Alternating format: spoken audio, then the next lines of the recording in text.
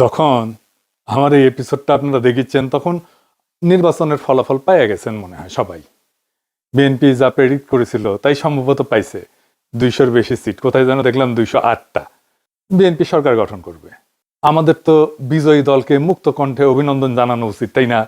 কিন্তু জানাইতে পারতেছি না মুক্ত কণ্ঠে। অভিনন্দন জানাই, অভিনন্দন জানাবো, কিন্তু মুক্ত কণ্ঠে জানাইতে পারতেছি না, কারণ আজকে আপনারা জিতছেন কিন্তু ইতিহাস অন্যদিকে হাঁটতেছে। কিছু বিষয়ের কারণে এই ভোটের গায়ে এমনভাবে কালি লেগে গেছে যেটা খুবই খারাপ একটা কাজ হয়েছে। খারাপ কাজটা কি সেটা আমরা আস্তে আস্তে আলাপ করব। এটা দরকার ছিল না এইভাবে কারচুপি করার। ভোটটা সুষ্ঠু হয়েছে কিন্তু রেজাল্ট সুষ্ঠু হয় নাই। 10:30 পর্যন্ত রেজাল্ট আসতেছে মোটামুটি 2 জোট পাশাপাশি আগাইতেছে, 3-4টা সিটের গ্যাপ, কখনো এই জোট একবার আগে, কখনো আরেক জোট একবার আগে, তারপরে সব বন্ধ বেশ কিছুক্ষণ, ঘন্টা 2-1, তারপরে তত্তর করে বিএনপি আগে যেতেছে। আর জামাত জোট মনে হয় ঢাকার জ্যামে আটকেছে, আর নড়ে না, নড়া চড়ার কোনো নাম নাই, ওইখানেই থাকলো। 40 থেকে বিএনপি 208 হইল। এত বলেন তো কখনো এইভাবে ডেটা ফাংশন করে? ভোটের সব তো ডেটা অঙ্ক, এটা কি এইভাবে ফাংশন করে? মানে এটা বিজ্ঞানের কথা, ব্রেনটের কথা আর কি, এডুকেশনের কথা। এগুলো তো র্যান্ডম নাম্বার। যেভাবে ভোটের রেজাল্ট ঘোষণা করা হয়েছে এর কোনো প্যাটার্ন মানে নাই। আপনি এই ডেটা যে কোনো ম্যাথমেটিক্যাল স্ট্যাটিস্টিক্যাল মডেলে ফেলেন, তারপরে দেখবেন এটা ম্যানিপুলেশন হয়েছে। একদম সে অঙ্কে কষে এটা বুঝাই দেওয়া যাবে। আমি বুঝাই বলি একটা, ধরেন এটা 300 সিট, তাই না? 2 জোটের সাপোর্ট মোটামুটি কাছাকাছি। তো র্যান্ডম অর্ডারে সিট ডিক্লারেশনের যে ধারা একটার পর একটা আসতেছে, এইটা যদি আমি সাইমুলেশন করি, বারবার করে দেখি, ধরেন 1 লাখ বার করি, করে দেখবো যে কয়বার এরকম প্যাটার্ন আসে। প্যাটার্নটা কিরকম? যে 10:30 পর্যন্ত নেক টু নেক ফাইট চলতেছে, তারপরে টোটাল ফ্রিজ একদিকে, আর একদিকে ম্যাসিভ অ্যাক্সেলারেশন, দাম করে উঠে গেছে উপরে। এটা সম্ভাব্যতা কত? এটা সম্ভাব্যতা যদি 0-এর কাছাকাছি হয় তাইলে এটা কারচুপি। আমি অঙ্কটা করেছি, অঙ্ক করলে আমাদের বাংলার মার্টিন লুথার কিং অঙ্ক ভয় পায়, তা আমি করেছি, যদিও আমি স্ট্যাটিস্টিশিয়ান না। তাইলে এইটা হওয়ার সম্ভাবনা 0। মানে 1,90,000 বিলিয়ন কোটি বার যদি আপনি এটা করেন তাহলে একবার আপনি এটার চান্স আছে। মানে বুঝেছেন তো? এডিটর সাহেব লিখে দেন 1,90,000 বিলিয়ন কোটি বার আপনি যদি এটা সাইমুলেট করেন, প্রায় অসীম সংখ্যায়, তাহলে একবার এটা হওয়ার সম্ভাবনা আছে। এই এই এই নির্বাচনে যেটা হয়েছে, কি রেকর্ড দেখেছেন? গিনেস বুকে ঠাই পাবে বিএনপি দল হিসেবে। এবং তাদের বুদ্ধিজীবীরা এইরকম আসন সংখ্যার কথা কিন্তু বলছে 200-র বেশি পাবে, বলছে না? বলছে জামাত এনসিপি 80টার মতো পাবে, তাই হয়েছে। আমার প্রশ্ন হইতেছে এত নিখুঁত প্রেডিকশন কেমনি করলো? তার মানে আগে থেকে সাজানো ছিল, তাই না? আচ্ছা, এই যে 208টা সিট যে পেলো, এইরকম আওয়াজ কি বিএনপি ছিল যে 208টা সিট পাবে? ইলেকশনে মাঠে ছিল, বরং উল্টাটা ছিল। এই লেভেলে জিততে হইলে তো একটা ইস্যু লাগে রে ভাই, বড় ইস্যু লাগে, যে ইস্যুতে সারা দেশ র্যালি করবে। 2008 সালে ইস্যু ছিল বিএনপির দুর্নীতি, সেজন্য আওয়ামী লীগ জিতেছিল, এরকম জিতেছিল। 70-এর নির্বাচনে ছিল স্বায়ত্তশাসন, এজন্য মুজিব জিতেছিল। এইবার কি ছিল? Family card. মানে মানুষ পাগল হইয়া ফ্যামিলি কার্ডের জন্য ছাপ্পর ফাইরা ভোট দিছে। আপনারা সবাই দেখেছেন যে মামুনুল হককে বিজয় ঘোষণা করছে সব কয়টা মিডিয়া, তারপরে ওই খবর সবাই মুছে দিছে। তারপরে দেখি ববি আজাদ জয়। এরকম তো অনেক আসন হয়েছে, এমনকি তারেক রহমানের আসন হয়েছে। 3,500-এর ব্যবধান ছিল, 17টা কেন্দ্র বাকি ছিল গোনা, তারেক রহমানকে বিজয়ী ঘোষণা করে দিছে। তারেক রহমানের প্রতিদ্বন্দ্বী লিখছে এটা, আমি স্ক্রিনশট নিয়ে রাখছি ওই সময়। খুলনাতে মিয়া গোলাম পারওয়ার কত ভোটে হাঁটছে জানেন? 2,000 ভোটে মাত্র। শুধু জামাত 5,000-এর কম ভোটে হাঁটছে এরকম আসনের সংখ্যা কত জানেন? 53টা। মূলত এই 53টা আসনে কারচুপি করে হারানো হয়েছে জামাতকে। কেউ কেউ বলে এটা 70টা।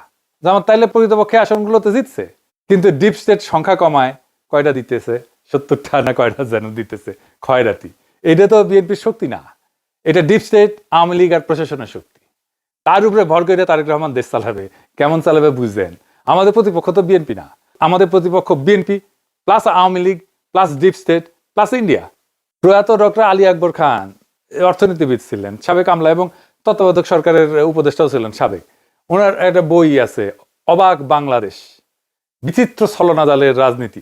ওইটাই উনি লিখছেন যে কিভাবে নির্বাচনের ফল বদলায় দেওয়া হয়। উনি লিখেছেন কারচুপি হয় ভোট গণনার পর্যায়ে এবং ফলাফল ঘোষণার ঠিক আগের মুহূর্তে। বুঝেছ, একই জিনিস ঘটেছে না? অধিকাংশ ক্ষেত্রে দেখা যায় ভোট গ্রহণ শেষ হওয়ার পর যখন গণনা শুরু হয় তখন বিরোধী দলের পোলিং এজেন্টদের ভয় ভীতি দেখায় বা প্রশাসনের সহায়তায় কেন্দ্র থেকে বের করে দেওয়া হয়। দেওয়া হয়েছে না? বের করে কুমিল্লা 8 বরুড়ার একটি সমস্যা আমরা তুলে ধরেছি। সেখানে আজকে বিশেষভাবে ভোট শুরু হওয়ার কিছুক্ষণ পর থেকেই আমাদের 30টা সেন্টারের এজেন্ট থেকে তারা বের করে দেয়। রিটার্নিং অফিসারের পক্ষ থেকে দেয় দিচ্ছি করে এবং পদক্ষেপ নিচ্ছি করে কথা বললেও কোনো পদক্ষেপ তিনি কার্যকর করতে পারেন নাই। এখন পটুয়াখালী মির্জাগঞ্জ এরকম সমস্যা আছে।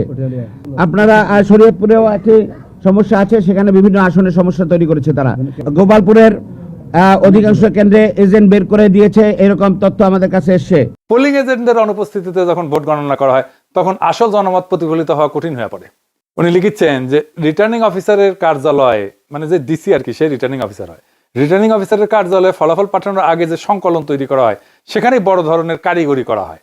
ফলে দিনের বেলায় দৃশ্যত শান্ত নির্বাচনও রাতের ফলাফল ঘোষণার সময় সম্পূর্ণ বদলে যাইতে পারে। দেখেছেন, একই কথা কয়ে গেছে গুরুজন।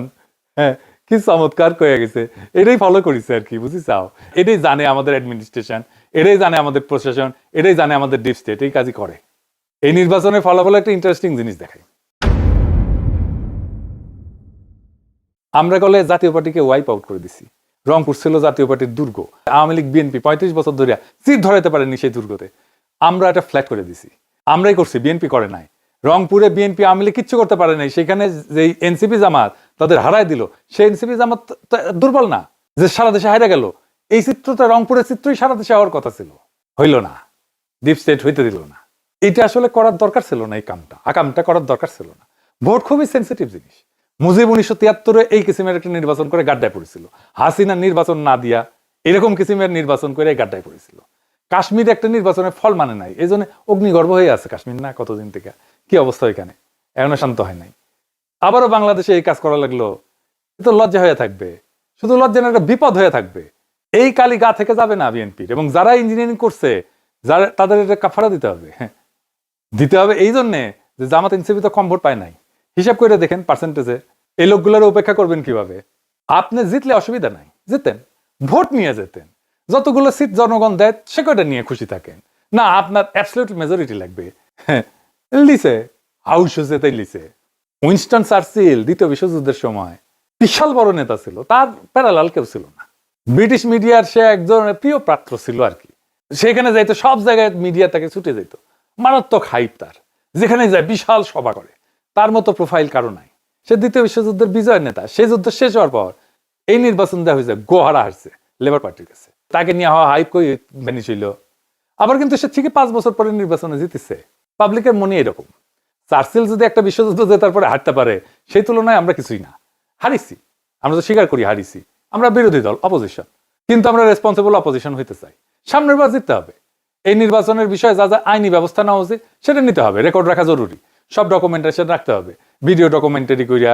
পোলিং অফিসার, প্রিজাইডিং অফিসার যারা ছিল তাদের নাম রাখতে হবে, নির্বাচন কমিশনে কারা কারা দায়িত্ব ছিলেন সবকিছু সহ। প্রত্যেকটা কেন্দ্রে ভোটের ফলের কপি রাখতে হবে, স্বাক্ষর করা কপি।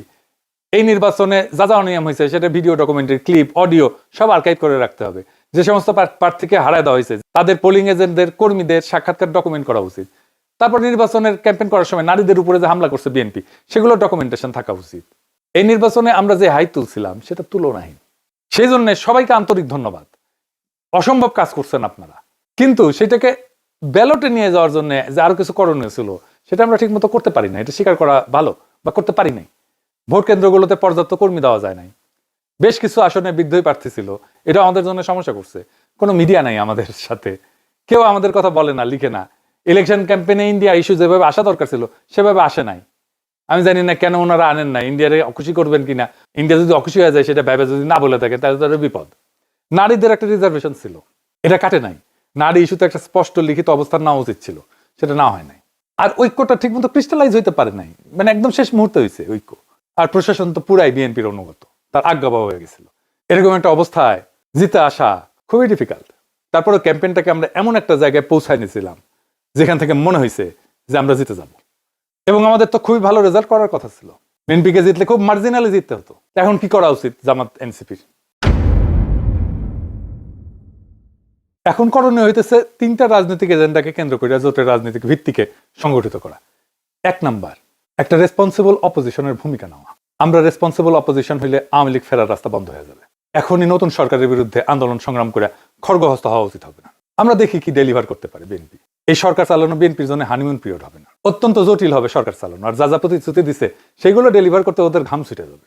জামাত এনসিপি আন্দোলন করলে বলবে ওদের জন্য আমরা কাজ করতে পারি নাই, দায় চাপে দেবে আপনার উপরে। 2 নম্বর হইতেছে এই বিএনপি শাসন চালাইতে গেলে ভুল করবে, মিস্টেক করবে, অত্যাচার করবে, নিপীড়ন করবে, নির্যাতন করবে। আপনারা একটা হাসিনা 2 রেজিম দেখতে পারবেন। সেইখানে আমাদের খুবই ক্যালকুলেটিভ আন্দোলন গড়ে তুলতে হবে। এই যে দেখেন, ইলেকশনে যেতে আওয়ামী লীগের স্লোগান দিতেছে বিএনপি, একটা দুটো শিবির ধরে ধরে জবাই কর।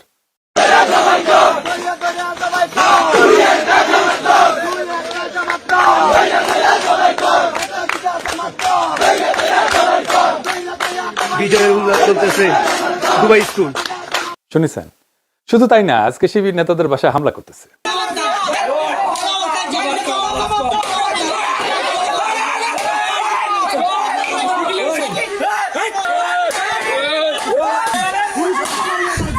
বিএনপির সন্তান বিএনপির সন্তান সকল। আপনি আর একটা আওয়ামী শাসন দেখবেন, লিগে রাখতে পারেন। আমরা আবার আগের সেই জায়গায় ফিরে গেলাম, 2008 সালে ফিরে গেলাম। এরপরের সময়গুলোও আবার রিপিট হবে। এবার হবে দ্রুত।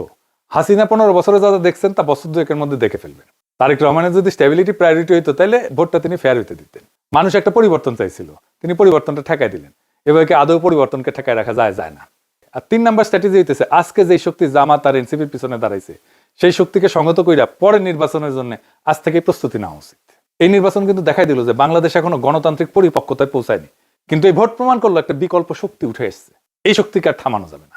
আর বিএনপি যেহেতু আওয়ামী লীগ আর হাসিনার দেখানো পথেই যাইতেছে, তাই সে হাসিনার অন্তিম যে লক্ষ্য সেটার দিকেই যাবে।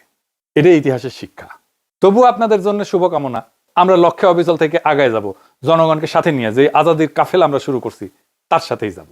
দেখা হবে রাজপথে, দেখা হবে লড়াইয়ের মাঠে, দেখা হবে আবারও আগামী নির্বাচনে। আমরা আরো শক্তিশালী হয়ে আপনাদের সামনে আসব। ইনকিলাব